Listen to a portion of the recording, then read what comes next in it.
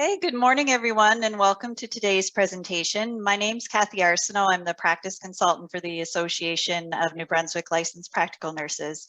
And we at ANBLPN are very happy to be co-hosting this presentation with the Nurses Association of New Brunswick. So today's presentation is wrapping up our week of webinars that we've been hosting to help celebrate Nursing Week. And of course, today is a very special day for LPNs because May 13th marks LPN Day in New Brunswick. So for decades, LPN Day has been celebrated on May 13th during Nursing Week. And it is a day just to recognize LPNs for their competent, ethical, and compassionate care that they provide to their clients every day. We'd also like to take a moment to thank all nursing professionals for their unwavering dedication throughout the COVID-19 pandemic. And we hope that, during this week, you've been able to find some time to celebrate yourself and your colleagues and the nursing profession as a whole. We certainly cannot thank you enough for the care that you have been providing throughout the pandemic and that you're continuing to provide. As we're finishing off Nursing Week, I know that you're going to find a lot of joy and laughter in this presentation this morning, and we certainly all could use a good laugh these days for sure. Before I introduce our speaker for today, I'm just going to invite Kate Shepard from the Nurses Association of New Brunswick to say a few words. Hi, everyone. I'm Kate Shepard from the Nurses Association of New Brunswick. And like Kathy, really happy to be participating in this joint opportunity for all nursing professionals, and want to wish everyone a happy Nurses Week, and in particular, happy LPN Day. And again, like Kathy mentioned, really can't thank nurses and nursing enough, especially, over the last couple of years, what we have endured and risen to the challenge for. So happy Nurses Week. Perfect. Thank you, Kate. So it is now my pleasure to introduce you all today to our guest speaker, Neville MacKay. So Neville MacKay is a talented retailer and floral designer who is well known for his creative flair, his quality workmanship, and his entertaining personality. And he is affectionately referred to as that Bloomin' Neville. Some of you may know Neville from a few years ago. We did have him come present in person, but also from his beautiful floral shop, My Mother's Bloomers in Halifax, Nova Scotia, where he and his husband David have owned for 25 years. As an author, he writes for 2 trade magazines, and he's working on his second book, but only in his spare time, of course. He's done work for celebrities such as Sir Elton John, Cher, Sir Paul McCartney, as well as the British royal family. Today, he's very excited to share his passion and enthusiasm for life, love, and the pursuit of all things floral. So please welcome Neville to our virtual stage for our final keynote of Nurses Week. So welcome, Neville. Thank you, my darling. What a nice introduction. Boy, I almost feel like I want to listen to myself. But you know what? I won't today. Welcome, everyone. I'm so glad you're here, and happy Nursing Week. Happy Nursing Week, and happy LPN Day. I'm going to say thank you at the end, of course, because I always do. But when I think about all that you folks do for so many, it wells me up. It truly does. And I'm not a pretty crier, so I won't say a whole lot to start with. But it's really I'm so honored to be a part of this yet again. And thanks for having me back. Sometimes when I give a presentation, people say, "Oh God, I'm glad that's over with," and never speak of them again. So it's nice, a few years later, here I am back again. And I think there's a few of you that might have seen me the last time. So if I repeat things, just put me on mute for a couple of minutes and I'll go on to something else. How's that?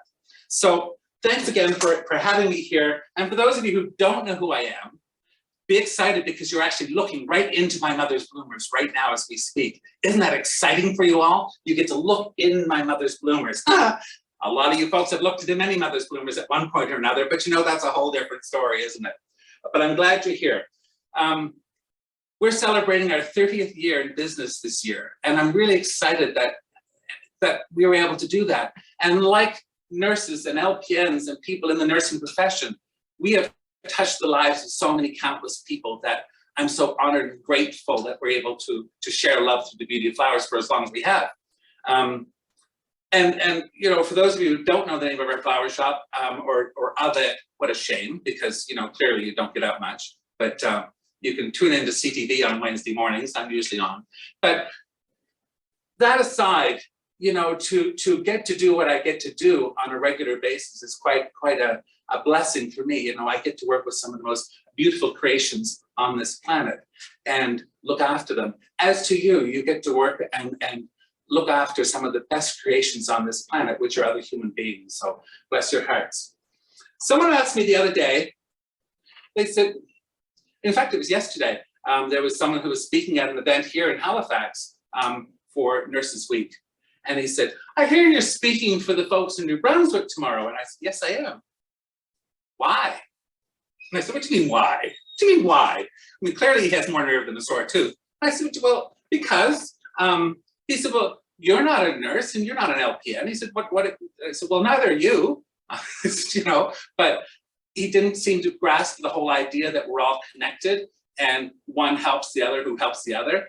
And short of hanging up on him, I had to kind of defend myself as to why I'm speaking. I mean, I've spoken at a lot of different groups for a lot of different groups and events. And then I have, you know, on top level, nothing to do with them, but on different levels, we're all connected, we're all alike.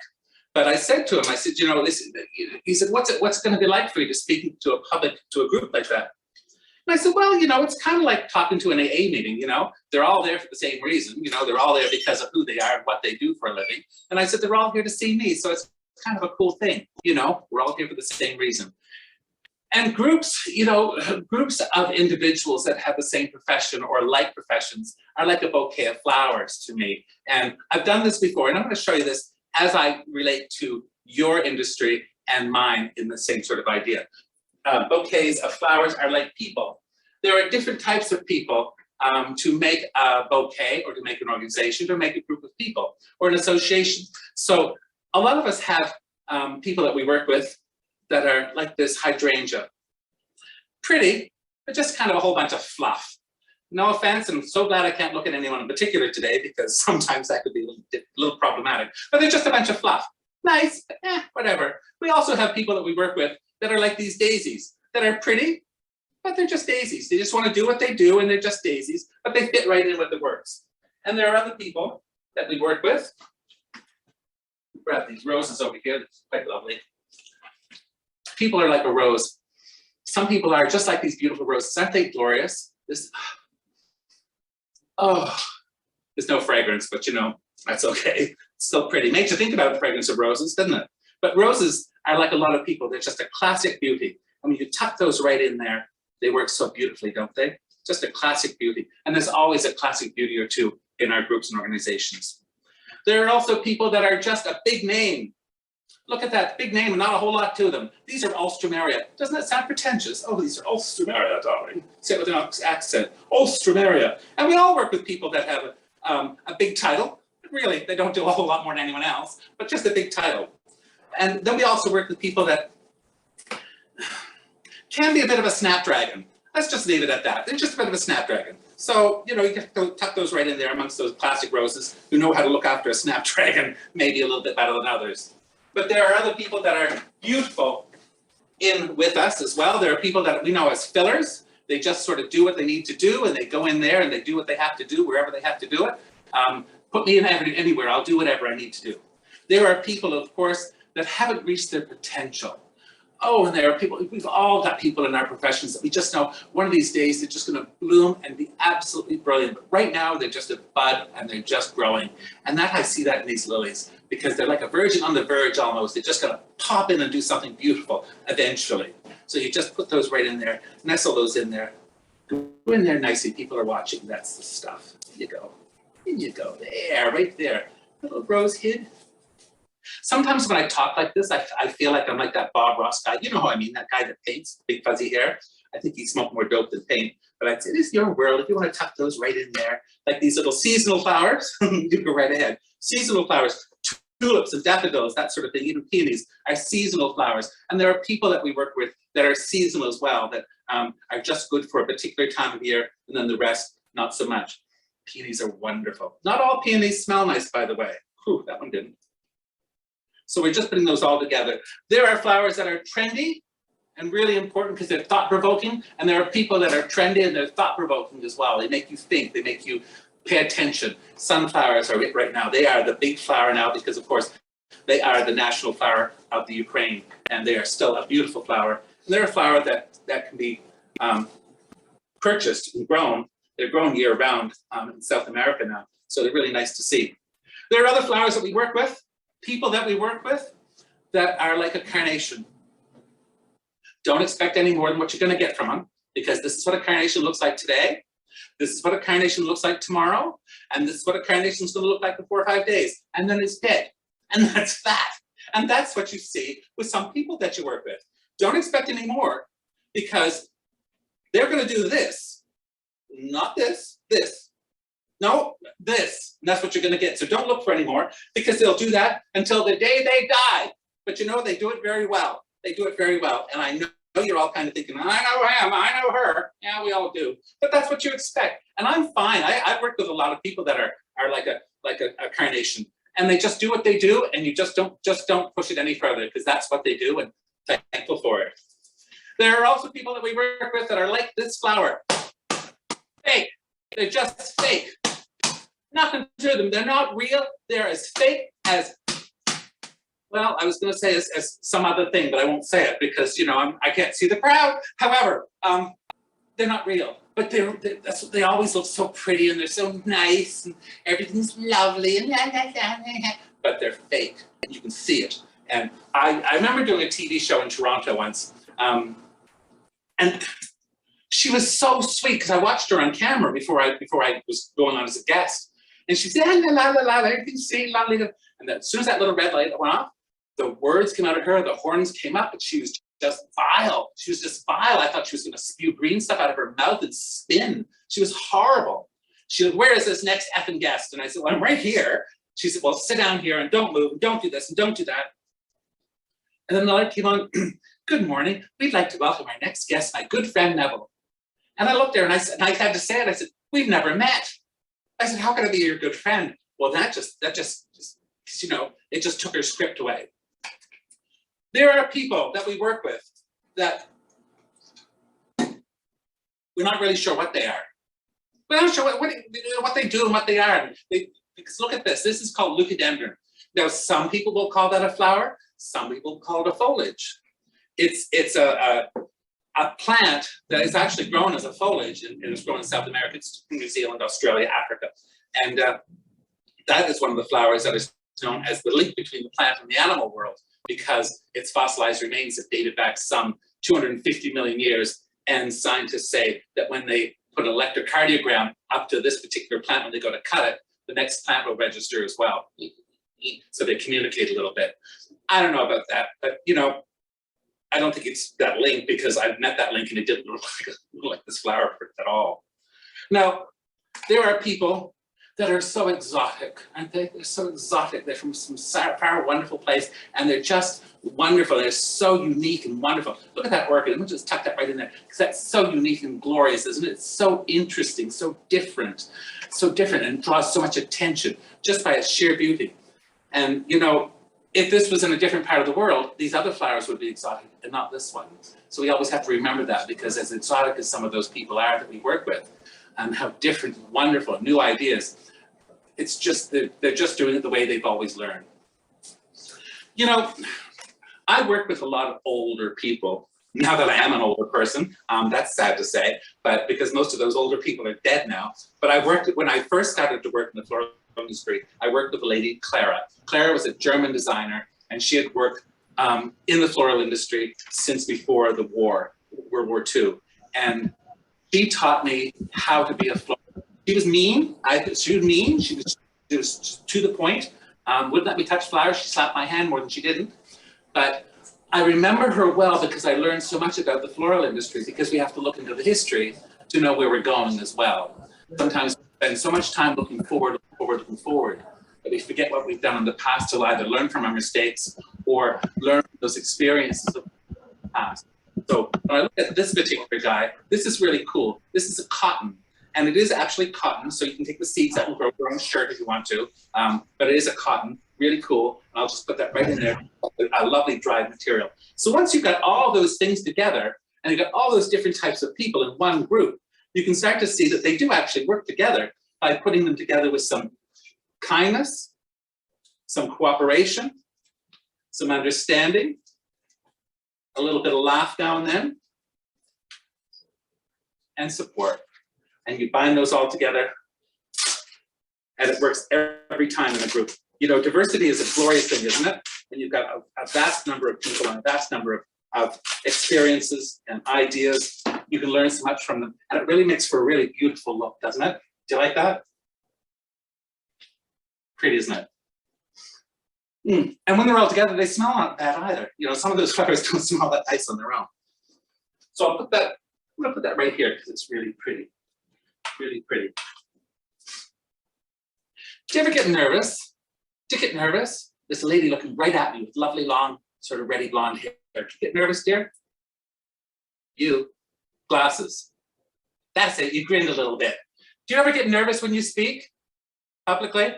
Yeah, do you know, I used to get really nervous. In fact, I wake up nervous. And I learned a long time ago, just before I was going on stage, there was, I don't know, 500 or 600 people. There was a big florist thing. The gentleman who hired me was on the wings as I was going on. He said, he stopped my arm. He said, you know, he said, this would go so much better. He said, if you weren't so fat. I said, pardon? He said, it's a shame. He said, because he said, like, you know, it's a shame people really don't want to look at someone as big as you on the stage. Thank you for that. So my nerves left because I went right on the stage and I told them that story, but exactly what was said to me. I didn't say you said it, but I said it. And I said, and I just want everyone to know that I'm so excited to be here. And when I teach people to speak in public, florists in particular, I tell them that the emotion of the feeling, the physical feeling of being nervous is exactly the same feeling as being excited. So if you go on and tell people I'm excited, look, I'm so excited, I'm shaking. I used to shake so bad, my left leg shook so bad, I'd have to lift it in the air. And I had to have something to lean on because I shook so bad. And I really did, because if it was down on the floor, it would make too much noise and it would cause everything to shake, you know what I mean? And that wasn't good either. And so I would say, I'm so excited because if you're on stage and around in front of anyone and you're shaking and stuttering and muttering, and people say, oh, he's nervous, oh, he's nervous, oh, bless. And that energy just flies right at you again because everyone's feeling bad for you. But it's, I'm so excited, I'm shaking, I can hardly talk. And that's it, then they give you a pass. And isn't that cool? They're so excited, they can't even talk. That's so cool. If they're shaking, they're so excited. And that's, then the nerves sort of go away and it sort of changes its direction so nicely. I remember this, I've been going to chiropractors for years. So I went to this one particular chiropractor and she said, I've got, Jimmy, I think his name was, I don't know. She said, Jimmy, he's new. She said, you're his first client. Great, great. So I went in and there's Jimmy. And Jimmy looked about 12 years old. Jimmy was just a young person. I don't think Jimmy shaved yet. Anyway, and Jimmy was about, I'm gonna say he was about 79 pounds, 80 pounds wet. He was just the tiniest little fella, so thin, so small. And he says, okay, sir, do you mind just taking your shirt off so I can do an assessment? Great, there's me. I thought, gosh, we look like the number 10 side by side. So anyway, he says, okay, and he was all shaky. He said, I'm going in. I said, going in? I said, no. The first thing you don't say is going in, I'm going in. But bless his heart, I had to talk him off the ledge a couple of times as well.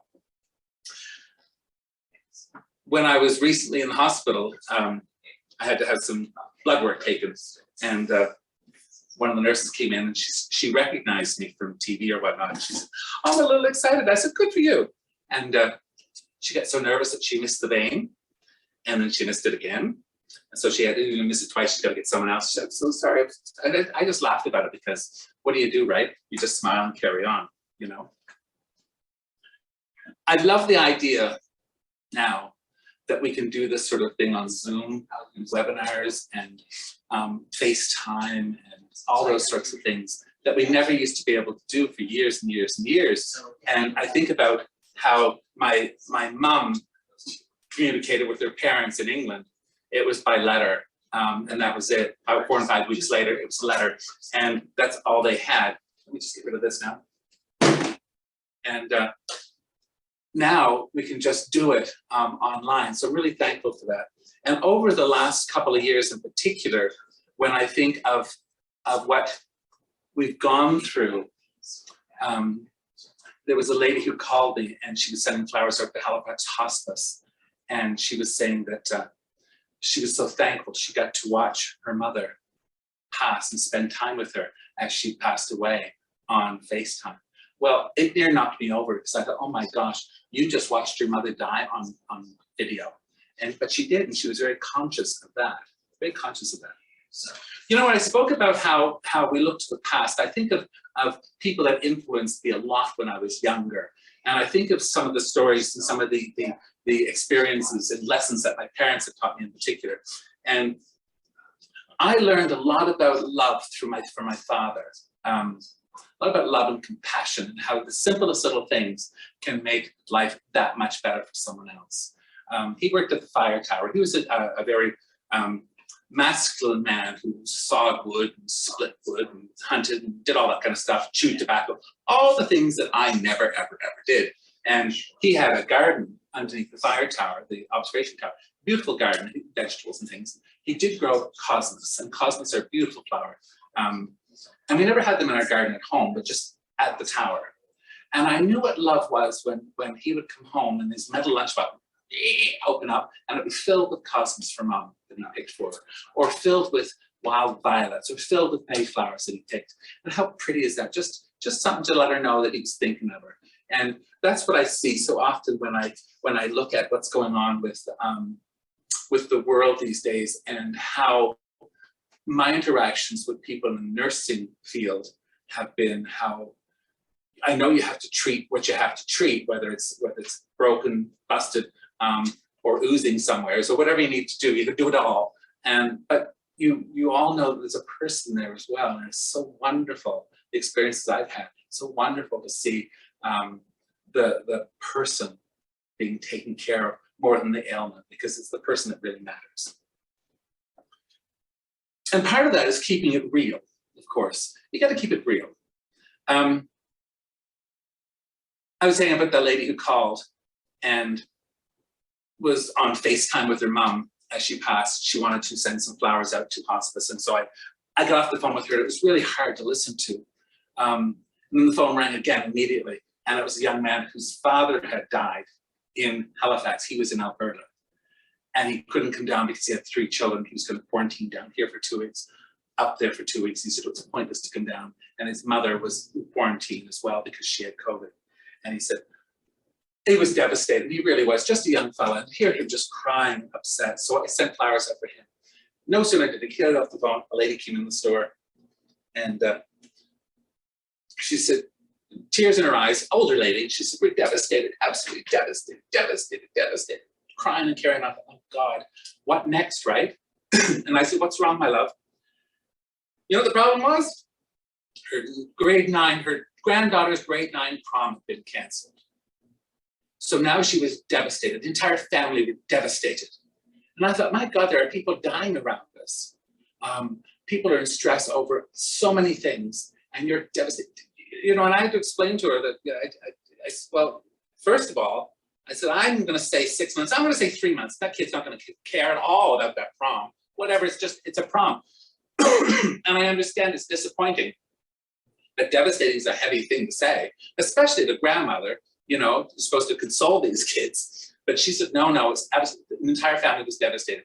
Clearly, I didn't get the sale that day because I was really annoyed with her because she said that she was devastated. And that's what annoyed me so much. So I was looking at some flowers the other day and thought of my father. And, you know, do you remember lady slippers? You know what lady slippers are? They're the provincial flower of Prince Edward Island, and the lady slipper orchids. They're beautiful. My father and I and my older brother, we would go out lady slippering. We'd go driving on the road and we'd look for lady slippers and we'd count how many flowers there were, which was so fun. And one day Dad stopped the truck and he said, I want to show you something. I was probably 11, 12. I wasn't very old. And clearly he knew something I didn't know. And he said, come and see. He said, and so there was a tree had fallen down in the woods, and one of the lady slippers had grown around it, and so it was all winky wonky, and still come around this branch and bloom, so it's all crooked and still flowered. And he said, see that? I said, yep.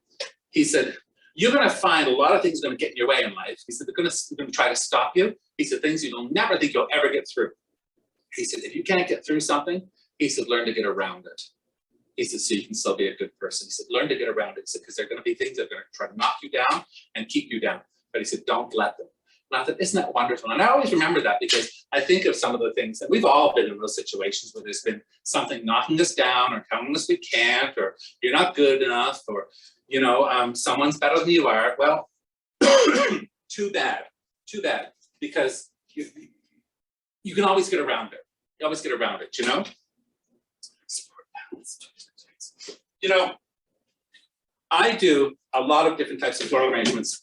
And this last week when I was working on my things for television for the week, I thought about the nursing associations and the LPNs and the nurses and all the support that you give and all the support that you don't always get, which is, it's annoying. And I thought I'd show this arrangement. Sometimes you have to show things that are underneath so you don't really see them. This is just a bunch of twigs that look absolutely useless, worthless, bunch of twigs. And to some people, they're just useless, something just to be thrown out. And I arranged those in this container very carefully. And so they're all wedged in tight, so they're not going to go anywhere. So I can arrange those flowers and support them very easily in this. This is a really ikebana, sort of a Japanese style of design that's done that way. I think this is called MacKay, R-E-C-K-H-E-I, or something. I can't pronounce it, but it's a design where you use sticks and branches to create an armature in the design. So that's just something that shows a little bit of support. Now, I know in your profession, people say some things that can be a bit spiteful. Really? Really, Neville? They can say spiteful to us? Yes. And in my profession, people can say things that are a bit spiteful. And sometimes they don't mean to say them, or don't even realize they're being spiteful. There was a lady in the store, a couple of weeks ago or so, maybe a little longer.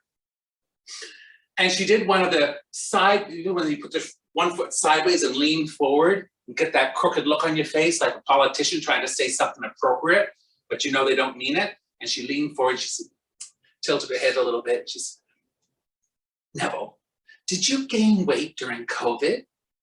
I said, pardon? And she said, repeated, she said, did you gain weight during COVID? Now look, this, by the way, this was not, she was not the shiniest penny in the drawer, you know, and she certainly wasn't the smallest pea in the pod either.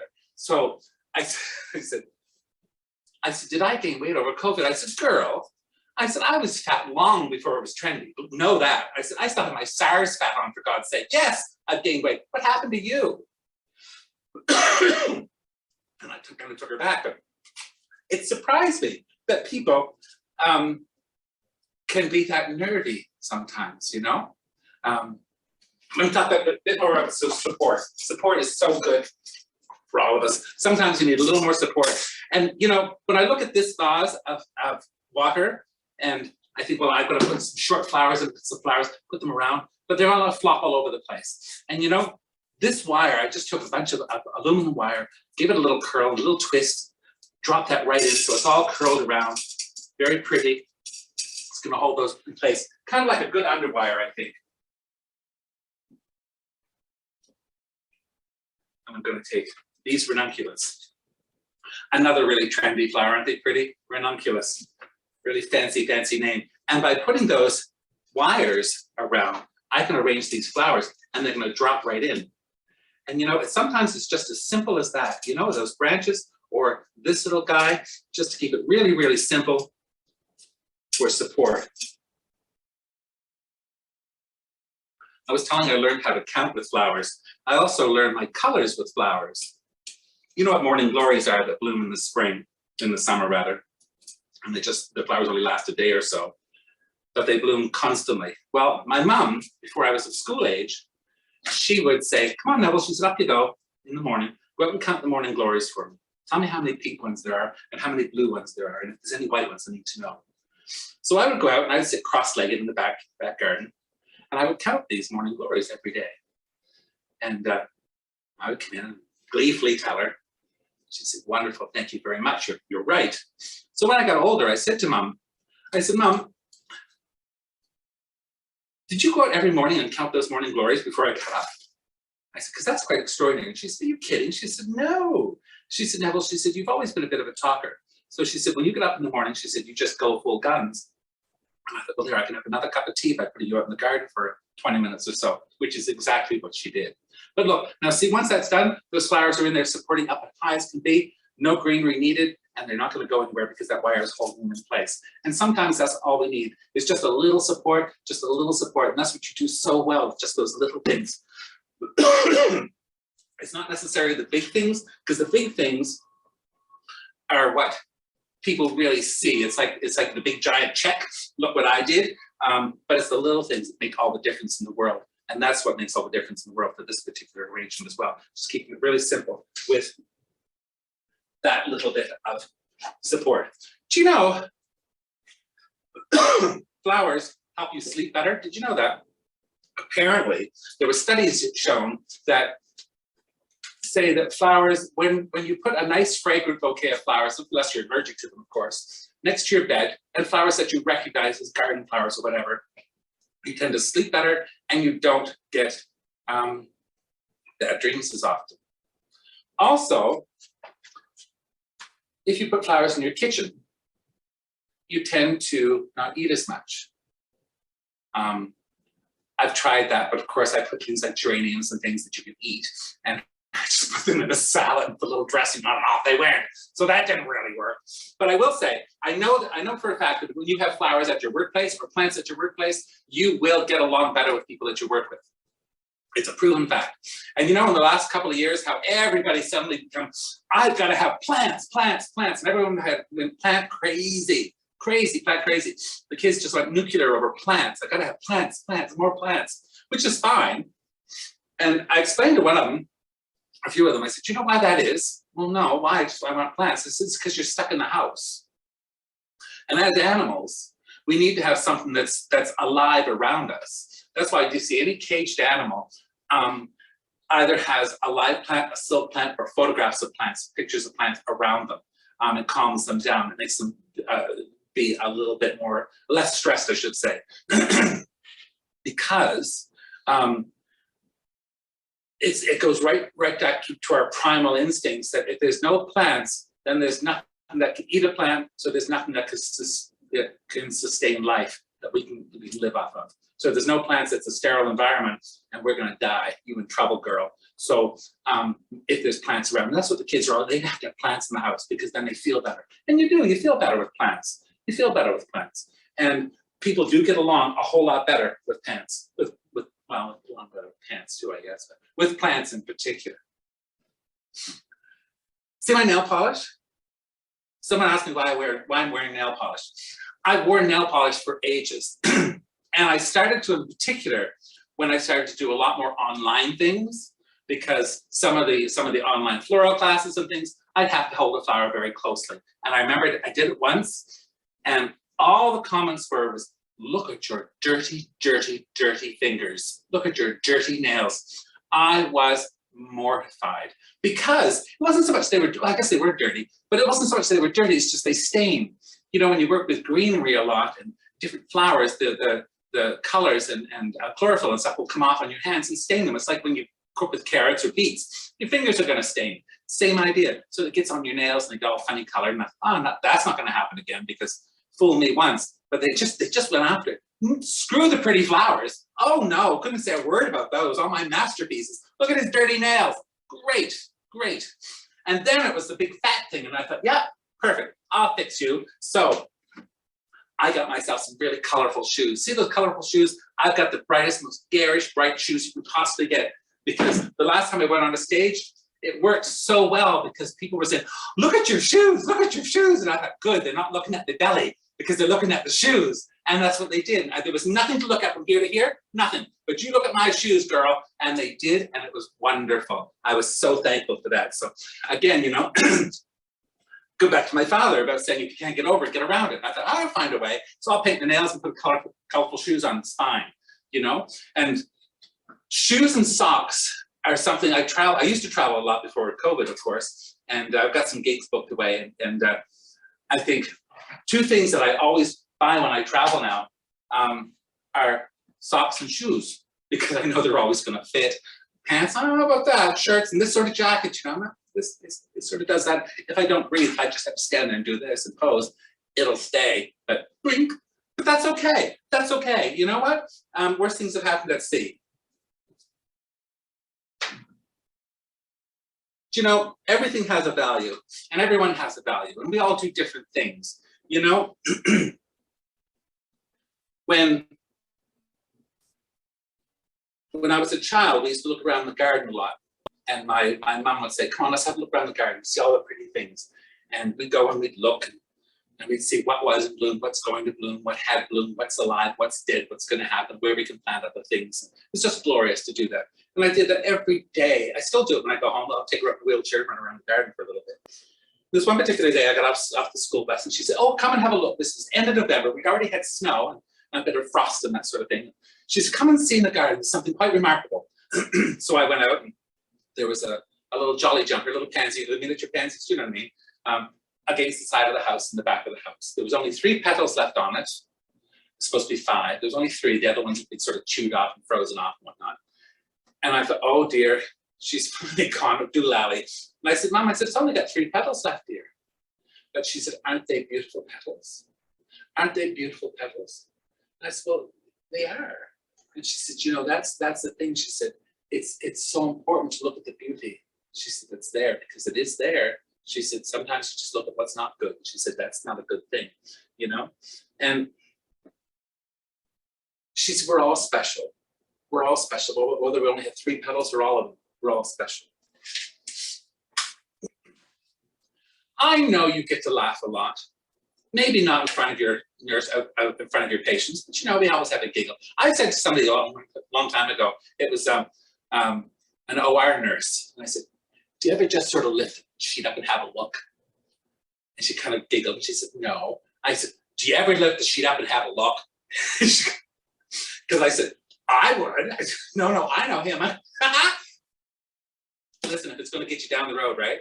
It's like when when I was in the hospital recently, I heard someone say, I can't sleep. I thought, yeah, I could get you to sleep. Here, take 2 of the, they don't need their pills. Take 2 of these, you'll go to sleep. You can't do that either, of course. You can't. But we have to laugh. We have to laugh now and then and lighten up a little bit, you know?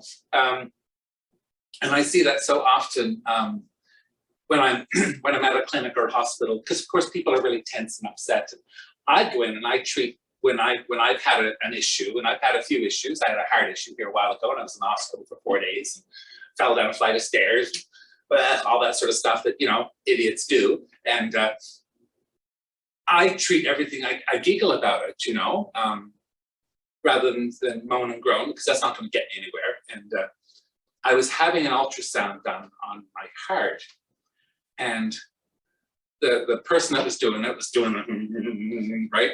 And he said, "Turn over sideways." And oh God, that's not a pretty look on a man my size. Don't make me roll sideways. So anyway, I did. And he asked, and I had to lift this one up a little bit so I could get there. And I said, because I thought, well, I must make a joke about it. I said, "I'm so sorry, I've been blessed with very large breasts." And I thought it was funny. It was lighting the mood. Nothing. It was nothing. Deadpan. And I thought, wow. But you know, he pushed that so hard. When I got home, David said, "What happened to you? Did you fall again?" Because I had the most huge bruise down my side where he pushed that ultrasound thing in so hard. I thought, yeah, he did that on purpose. I know he did, because that's not funny. But whatever. I thought it was funny. It's like, "Do you like my brooch?" You probably can't see it here, but it's a crown. I love my crown. And I got that crown, and I wore that when I met Camilla, Lady Camilla, Duchess of Cornwall. That's it. When I met her in Halifax years ago, her and Prince Charles. And in fact, I got a picture of her right here. You can probably see her. See her looking at me? I'm the pretty one off to the side.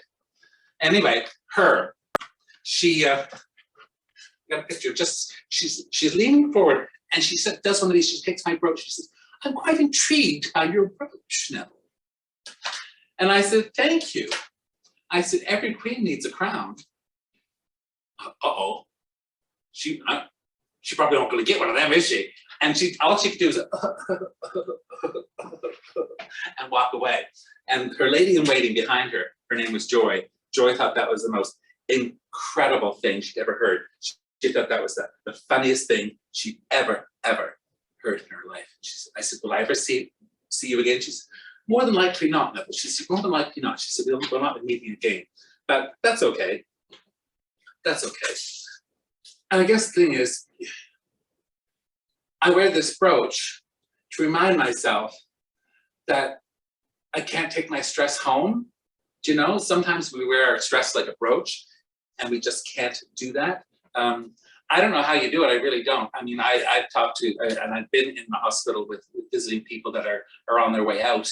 And I look at the compassion that the nursing team has and what they have to do, and sometimes short notice, and sometimes when I see them in the ER and they're running off in every direction, trying to coordinate and trying to be yes sir, no sir, yes ma'am, no ma'am to the higher ups, and being yes ma'am, no ma'am to the people that they're trying to look after, and doing all those things and checking in with each other.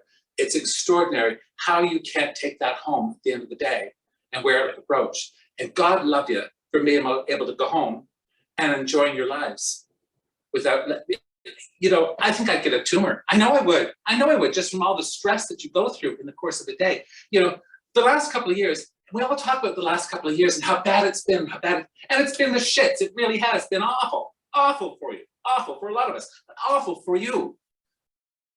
But what it did in a positive way, I guess, is it brought to light how awful it is for you, and how badly you guys have been treated, and how poorly it's been done sometimes, and how more resources you need, and how staffing has been an issue, and how long issues have been an issue. And let's not even talk about your shit wages, you know, because I just think it's deplorable. And I really do, but that's just me. That's just me. And I'm just glad that it came to the forefront of the world so we can all see the importance and the value that is in the nursing profession, the importance and value, you know, because some people just don't think there is a value, and that's just really, really tiresome, really tiresome.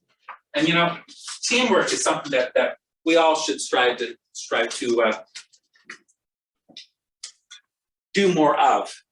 And in this arrangement, I'm going to do just a little bit of teamwork here and support. Come here, you guys. Get those companies all out here. Right there. Excuse my back. Put those right there. Beautiful flowers. So I've got these wonderful branches here. These are actually rose branches, and I've twisted these around and put those in this fresh floral foam. Gorgeous big branches. Putting those right in that foam, giving them a good insertion in the foam, because that foam is the anchor to hold it in place. Like a lot of the people that we work with, we want that nice strong anchor to support and to hold them down. And putting all these branches up, because there's a lot of things that are going to go on here. The tulips, which are really tall, they need some support, and these branches will hold them in place, because tulips, of course, a lot of us know tulips sort of go every different direction. They sort of wander off. They're actually light sensitive, so they go towards the light and they sort of grow a little bit. They'll grow up to 1 inch a day as a cut flower, so letting them stand up straight, not going to happen tomorrow, you know. God, I haven't stood up straight since 1967. David got that joke. He's in the background giggling. You understood that, did you? Oh, that's good. So by putting some greenery in at the front, because we want to really anchor that down. Listen, I'm doing this backwards, so if it looks funny, just smile and say, oh, well, you can't see it. I learned that a long time ago too, to do things backwards this way for presentations. I was doing a presentation with a Dutch master. I was so excited. I didn't know if I was board screwed or nailed. I was so excited that this Dutch master was going to be on stage with me. And he said, Neville, he said, I'm sorry, I can't speak that well, but he said, if you don't mind commentating whilst I make this flower arrangement for everyone, I said, gladly. How exciting. Well, he took a great big container, he had all these beautiful flowers, but a great big pot, and he took one big piece of balsam fir, you know what I mean, big fan of fir, branch and he plopped it right in and stood behind it. So everything was facing him. All you could see was the back end of this flower arrangement. So I'm yakking away and talking about the different types of flowers. I said, you should turn that around and let everybody see it. He said, I'm not done yet. I said, just turn it around. So he said, I'm not done yet. Oh, okay. I kept saying, you wait till you see it. You wait till you see it. You wait till you see it. This is quite extraordinary. Wait till you see it. Oh my gosh. Well, you know, it wasn't much to look at. It was like the part that didn't smell. There was a whole bunch of noise about it and then nothing, right? When he turned it around, oh, and they did that obligatory polite clap because he was from away. It was bad. It was bad and a bad experience. I couldn't wait to get out of there. You know what I was saying about laughing and that we don't laugh enough about things? I was saying before we got on to do this, I was talking about laughter and, you know, how I make fun of myself, so it allows me to not make fun of, but to make fun with everyone else, because I think it's really important. We don't make fun with each other as much as we can. Should. We're so worried about offending people, so worried about, oh my gosh, what if I offend you? You know, years ago, I was doing a presentation in Winnipeg. Lovely people, lovely people. I find that further west I go, the slower I have to speak, number one, because I just talk too fast for them, I guess. And I have to wait. They're more like on a slow boil a little bit. So, which is fine. But anyway, I was doing my shtick and I thought I was doing really great, going like mad, having a wonderful time. But everyone sat there with faces on like a dog's arse. And I thought, oh my gosh, what's wrong with people? So I stopped and I said, what happened? Did somebody die? And the leader of the group said, oh, no, I'm sorry. We don't want to look like we're laughing at you. Laughing at me? Look at me, I said. I was so annoyed because I said, look at me. I said, I'm a bald, middle-aged old fruit from Nova Scotia and I'm fat. Pick something. And you know what? They did. They picked a bunch of stuff. And we laughed about it because they said, there's nothing I can do about it. And you know, if you can't hide it, you're fond of it. You know, I am what I am. And if you don't like it, I'm not everybody's cup of tea. Thank goodness. Because, you know, some people just, I don't like cilantro. I'm not saying there's anything wrong with it. It's just, it's not mine, not for me. So I put in these branches and things, and this Mebellino, this wonderful branching around it. Not only does it add interest, but it also supports and doesn't take away from the beauty that's within. And that's the idea of a good support system. You know, you're not going to take away from the value of anyone else, but you're going to give them some support so they can really shine and be beautiful. And that's what's happening with this. You know, you can still just give them some support, but still allow those flowers to do what they're supposed to do. And that's the whole joy about when you have a good supporting team, just to allow them to do what they're supposed to do. You know, we're all really the help, aren't we? When, you know, I said that to someone here a while ago, I said, what do you mean you're the help? I am such and such. I don't care who you are, you're just the help. Because we should be. We're all helping someone else. We're all helping someone else. And that's what I mean by that. You know, years ago, I was setting up a wedding. And it was a big wedding. It really was. And one of the wedding coordinators, she was there, and I was just watching this. She was berating this young gal. The young gal they were putting the tablecloths on, then they were going to steam them afterwards on the tables. Well, she put this tablecloth on, and I was a bit wrinkled, mind you, but I mean, it was 4 hours to the event. And this lady, I'm going to call her Karen because her name was Karen, went over and tore a strip off that girl. She called her everything but smart. In fact, she told her she was an idiot. Couldn't even get a tablecloth on straight. She said, well, I haven't really finished it yet. She said, but it looks terrible. It's wrinkled. You don't even know what you're doing. She said, oh my God, just let her have it. And I could see the tears dripping off the end of that little kid's nose that she was trying to do. She was still trying to do it as this woman is just, so I went over. I thought, oh no, I'm not having that. So I went over and I just took Karen by the arm and just tapped her arm. I said, Karen, honey, I said, what do you think you're doing? Who do you think you are? She said, well, I'm talking to this idiot. And I said, first of all, she's not an idiot. She's a student working here while she's going to law school. It was a lie. I didn't know who this kid was, but I told her that. I said, she's going to law school. I said, so she's far from an idiot. I said, and second of all, I said, we're all just the help. Know that. You're just hired to get this job done as much as she is. And I said, her job is no less important than yours. No less important than yours. I said, in fact, my job is I couldn't do my job unless she did hers, nor could you. So, you know, when I do stage presentations in the floral industry, the one thing that I've heard so many comment about is how why do you go and help them set the stage up, put the chairs away afterwards and sweep the floors? I said, because that's what I do. Why wouldn't I? Well, you're above that. No, I'm not. I just happen to be the one with the big mouth in the front. And I've grown my career knowing that I'm no better than anyone else. I just know different things. And that's the thing about all you folks in the nursing industry.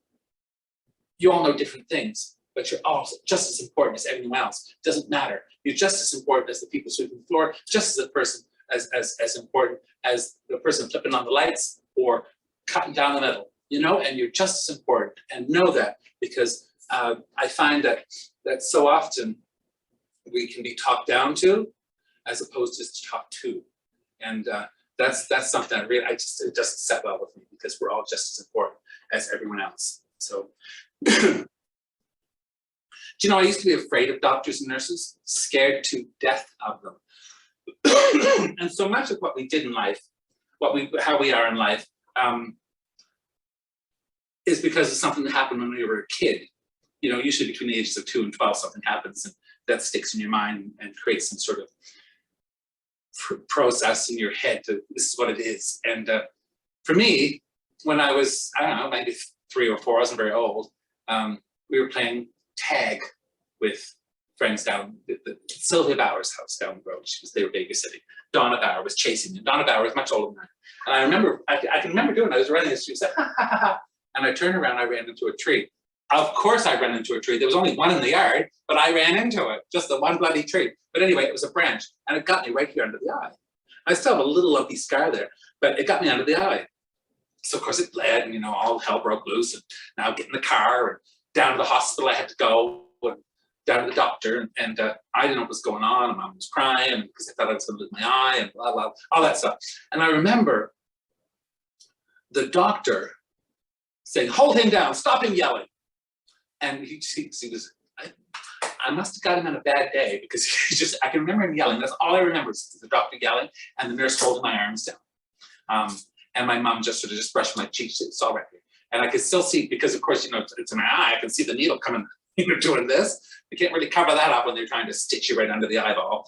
And that made me so afraid of doctors and nurses. It was a good long time before I didn't go to a doctor, good long time.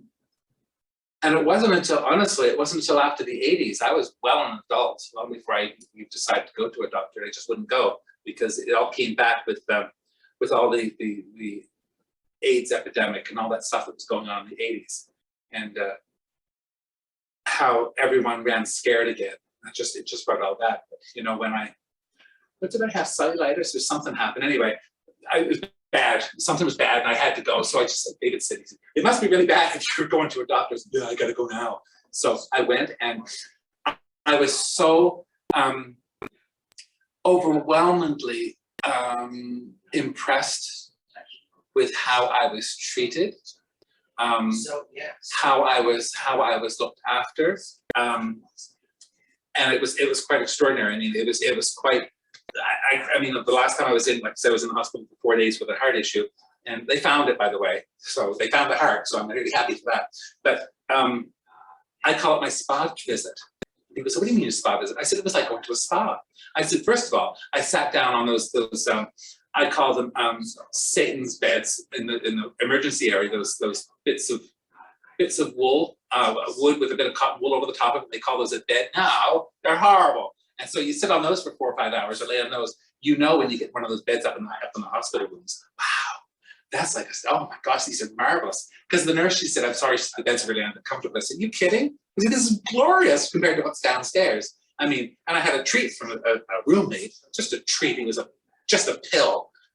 He listened to CNN full blast, and that wasn't on. It was country music. So that was a lot of fun. And the poor old bloke, I mean, he would talk the ear off the Lamb of God. And even the nurses would come in and they'd say, do you want me to get him to stop? Because the curtain was shut. I mean, I would just sit there. I would sit there reading my book or sit on my phone, and yapping away. And every once in a while I said, do you hear me? And I said, oh, yeah, absolutely. Really interesting. But she said, thanks for doing it. She said, because it sort of leaves us alone, because he could talk. I said, talk. And then he'd cry, you know, but bless his heart. And they had to go in there and listen to him and help him out, because he was really, really in trouble, poor old soul. Nice old fella. You know, you all do so well to look at the good that's in life rather than what's bad, because you know what's bad is bad. And I asked my mom about that when this COVID started. I said, Mom, this is awful. I said, how do you find the good? She said, look for the good. She said, it'll be there. Look for the good. She said, the bad's going to happen. And I said, well, look, I said, I know. I said, you lived through the Depression, World War II, the death of both your parents and your husband and one of your sons, and the horrible fashion of the 80s, for goodness sake, moving to a different country, all that sort of stuff that you lived through. And I said, what do you do? She said, Neville, she said, I remember in the war, she said she was a gun runner in the war, and she'd run across to give coordinates to the gunner. And it was during one of the air raids in London. And she said, just as the sirens went off, she said, we had to run down, get in the underground tubes. She said, just sit there for a few hours. She said, I stopped. She said, I looked. She said, there was some dandelions in bloom. She said, I thought they were pretty. She said, I looked, and she said, I saw the duck in the water. She said, splashing about, paying no attention to anything, just having a great time splashing about. She said, I stopped. She said, just stopped for just a couple of seconds before I ran. She said, just to look at that, just so I could remember that good, that good. And she said, do that whenever you need to. She said, if things are really, really rough, look for something that's good. Look, there's something there that's really good, something. She said, just focus on that. That's the good. You know, and I thought, isn't that brilliant? Because she really did. She said, and then just go, because that's what you need to do. You know, you have to focus on what's good. Sometimes you have to gather the troops, don't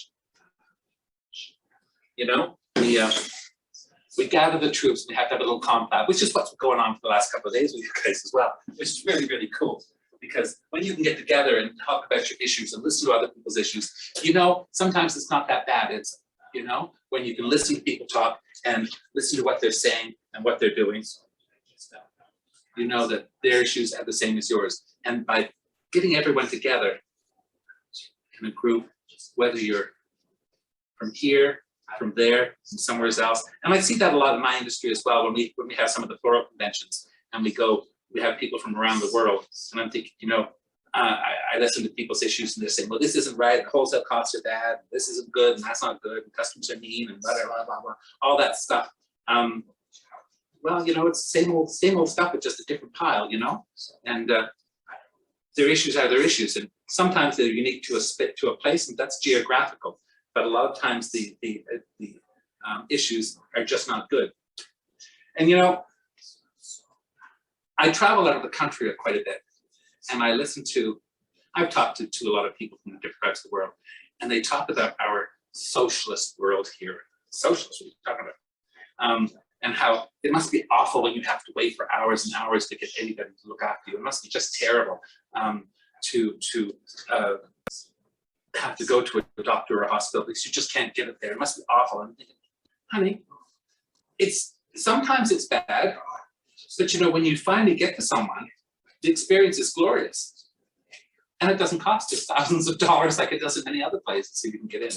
But when you get to go to a group, an organization, or have a conference like you're having here, whether it's virtual or live, it's so important to get together to see what's going on with everybody, isn't it? So we've all gathered together, just like this little arrangement. Lovely. Phew, they stink.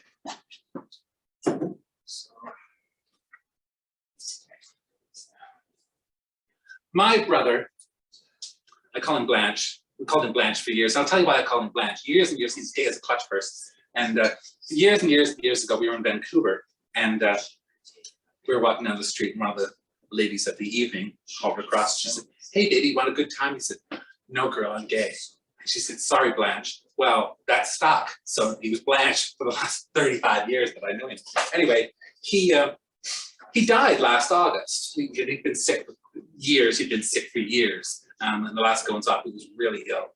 And I would bring that up because he was a terrible patient, to the point that if we were on Skype or something with him while some nurses were looking after him, he could just be violent. He'd say, Tom, Blanche, you don't have to be that way. They're just doing the job. And he called him anything but a nurse. And I'd say, you know, and I understand, you know, when people are sick and tired of being tired and sick, but don't take it out on people. And I know that happens a lot. I know that happens a lot in my industry. When people have things out of their control, they reach for things they can control. And quite often that's the pressure they put around my throat, either verbally or physically. And it's a real shame because he was a real asshole to people. And I felt bad for that because that can spread like pee in a pool, you know. Sorry. I had a timer on that. I'm talking for a long time. I think I've gone over a little bit. You guys okay with that? I've gone over a little bit? Yes, actually. I can see one person nodding, so that's good. I'm going to talk anyway. Go off if you need to. Anyway, like I was saying, he was a jerk. And I know you work long hours and you work for less pay than you should, and you get less support than you really should, and you get too many hours. And I thought, wow, you could be a florist because that's kind of what we do. You know, what I have to do parallels with sometimes what you have to do, because so much of what I have to do is to make things better for someone else. You know, I've got a big arrangement to do for a funeral tomorrow that has to be perfect. So I will stay tonight and get that perfectly done for their early service tomorrow. And if I didn't do that, it wouldn't be there for their last go. And so what honor is that I get to do that, you know? But by the way, do you like my pearls? I mentioned those. They're my mom's pearls. And she said, I want to give you things, she said, before I pass. She's 99. She said, I don't want you to wait until after I'm gone and root through my things. She said, because I don't like that. She said, so have them now. So I wear them all the time. I love my mom's pearls. So I just think her, there's my mom. So I want you to remember something. Remember the impact you're making on people. Not just that person that you stitched up, put a cast on, changed their bedding, did whatever you had to do, give them a needle, all those sorts of things. Not just that person, but the people around them.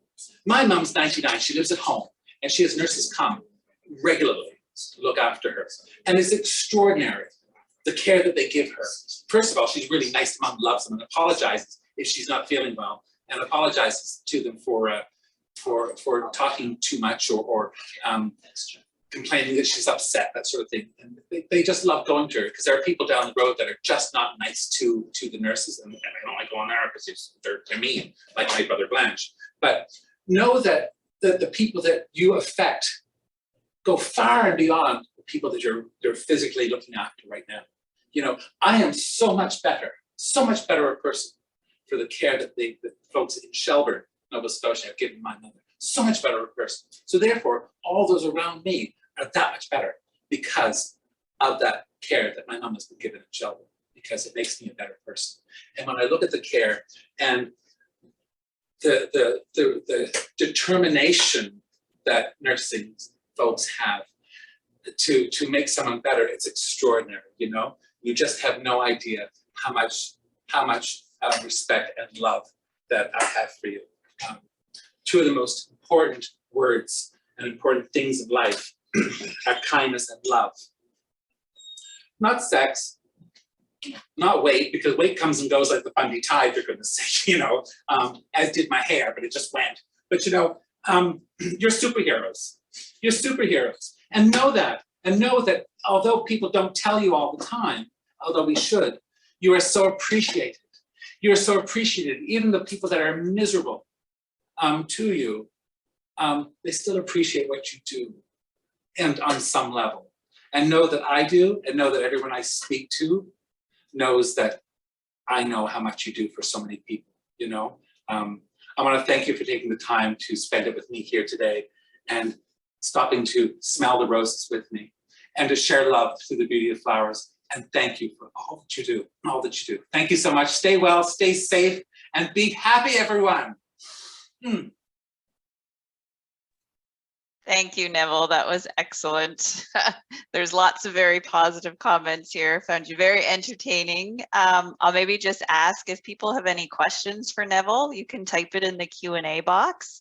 Sure. So we'll just hang back for a few seconds to see if anybody has any comments for you. Excellent. Do you know